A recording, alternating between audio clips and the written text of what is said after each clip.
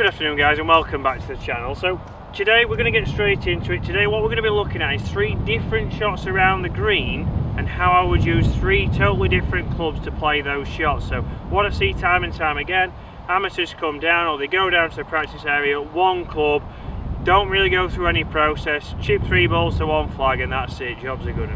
So today we're going to be looking at a shot here over the bunker which is around about 30-35 yards.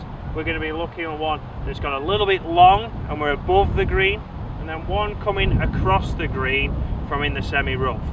So I want to take you through the process today of how to play those 3 different shots, what 3 clubs we're going to use, and hopefully show you different clubs that you would use to play these shots. So first up is the shot over the bunker there, but you can see I've got a lot of green to work with. We can see the green slopes this way, so I'm going to be aiming left of the flag, but then I'm also going to be thinking, right, I've got a lot of green to work with. I know I'm going over a bunker, but the bunker's not the trouble. I'm now thinking about where I'm landing that ball. I'm going to be landing it probably 25-30 yards. So if I was going to throw that ball, how would I do it? You know, I'd be getting that ball, not landing much over this bunker and then running up to the flag. So a lot of times from this line I see people get the sand wedge, get the lob wedge because they think, oh, I need loft to get me over that bunker. It's 10 yards to get over the bunker. Already in your head you've said bunker about 1,000 times. So we're taking the bunker out now. I'm thinking, right, I'm landing that, you know, 20 yards and that's the area I'm now looking at. This is irrelevant. I know it's easy to say, but the more you think about it and the more you go, right, I need to get over the bunker, the more problems you're going to have, confidence is going to be low. So today I've got a pitching wedge. So a lot of times, like I say, people will go to more loft, but a pitching wedge will easily get over there. And the main reason I see people not using this is because they're worried about, is there enough loft, you know, do I need to help this ball up to get that over there, or will the loft be enough to get it over? So a quick way to test, okay, you can't do this in a competition, but whilst you're in the practice rounds and whilst you're playing, is to stand on that club until it is flat on the ground, and we will see the launch angle here of what that club is going to come out at. So that is now projecting how that ball is going to come off that club face, and I can see clearly now that's more than enough to get over the bunker and get that ball running. So you can do this throughout the bag. So if you'd have got your lob wedge, you'd see that the shaft would be a lot taller and it'd be sending it a lot higher. If we went down to a 6 iron, 4 iron, yes, they're going to be too low. But the pitching wedge, even a 9 iron, has got more than enough loft here to get over the bunker and then do what we need it to do, which is run up to the flag. So from this distance, tour average is between 7 and 9 feet. So the best on tour is going to be 7 feet away. The average tour is 9 feet. So if you're a handicap golfer, anywhere inside 15 feet is a good job from here. We've got the ball onto the green and we want to find ourselves the easiest putt. So I've aimed a little bit left, so a little bit closer to the ball, a little bit taller, weight stays left, and from here get through to that finish.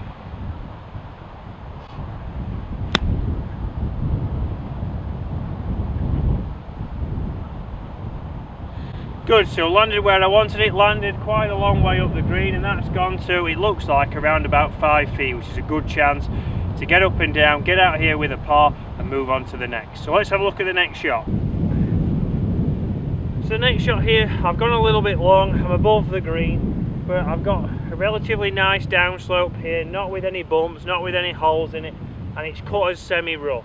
We've then got the fringe, and then it goes down to the hole. You can see the one that I hit from around about 30-35 yards, you can see that's around about 4 to 5 feet, so which is inside tour average, and I'd be happy with that.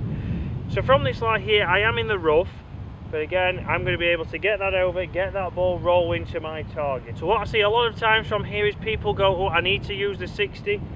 We've got a lot of area here, it's not too severe that we can control that ball rolling down. So if we can control it rolling down there, then we're going to do that. So if I was going to throw this ball, again, you've got to think, my 2 options would be just to get that going down there. The other option is to try and throw it really high where we don't have much control on the landing angle, we don't have much control on the landing zone, and then from there it can run out and go 20 feet past. So from here I can get this ball running down this slope. If this was a lot thicker rough, we might be looking at landing something in there with a bit more loft, maybe a pitching wedge, and hoping then that runs through and down onto the green. So from here, I'm going to grip down on the shaft, a couple of practice swings, just like a putting stroke, and then from here, in we come.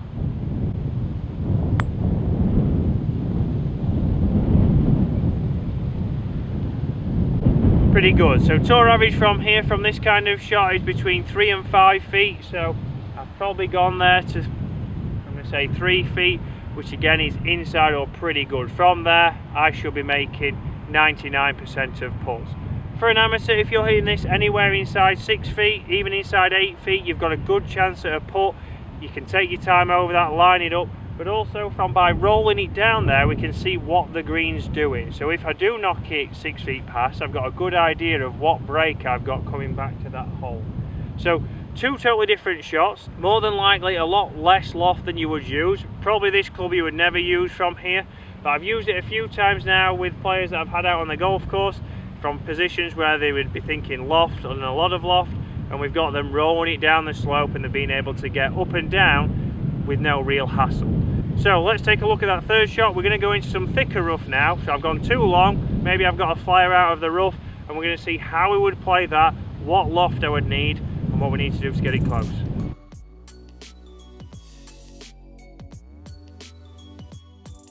So the third and final shot here, I've had a flyer out of the rough, I've ended up in the thick stuff here. So when we come into this, you've just seen the lie there, it is really sat down. So what I need here is a lot of loft. So it's a rarity, but I've gone for my 58 degree. We're going to need something now that's going to come a little bit steeper on the backswing, down into the back of the ball and get that popping up into the air. So we're not going to generate a lot of spin here. We're probably not going to get any spin whatsoever. So from there, we know that that ball is going to run out on the green. So something here with a lot of loft will get that going up, landing and running out to the flag.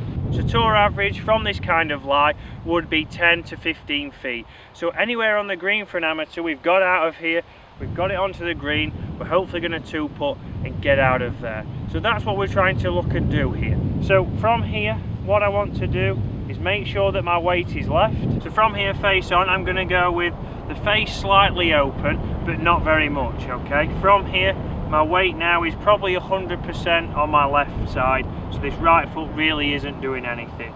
From there, we're going to be able to hinge that club up more, down into the back of the ball, and get that popping up. So like I said here, from this setup now, I'm being able to hinge that club up steeper on the way back, to then present it straight down into the golf ball. So what I see a lot of times is amateurs, they'll get caught in the grass on the way down, it'll snag, and then they'll top this and it'll go around about a yard in front of them. So weight left, pick that club up on the way back.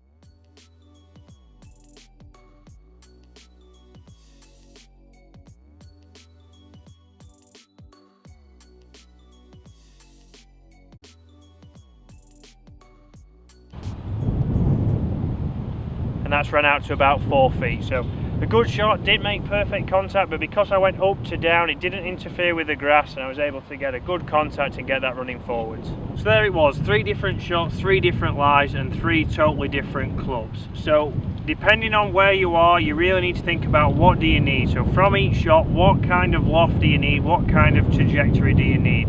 So going back to the video I did earlier in this series about throwing the ball, you can really think, right, if I was going to throw this, what would be the most effective or efficient way to get that ball close to the hole.